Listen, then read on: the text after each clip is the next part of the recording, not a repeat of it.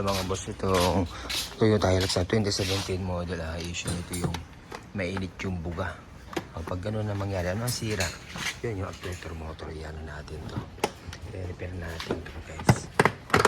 Okay. So ito, kakalasin namin yan na hindi na natin tatanggalin yung dashboard na nadukot na natin yan. Okay.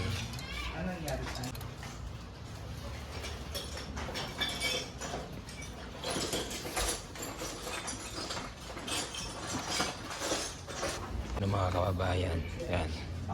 Okay, so ito na, nakalas natin. Hindi natin tinanggal yung dashboard. Pinare-repair natin. Ito na, repair natin yung motor. Alright, testing.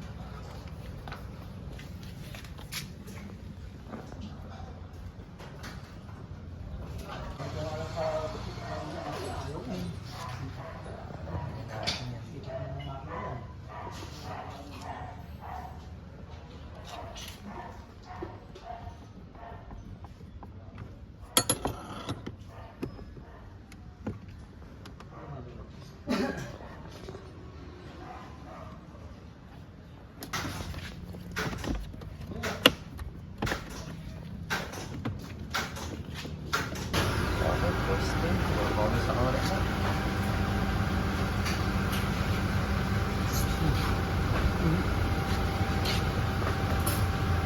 Ano, lumalamig na?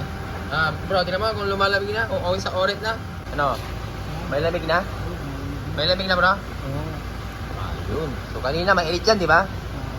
20 lang binubuga. Ayun na.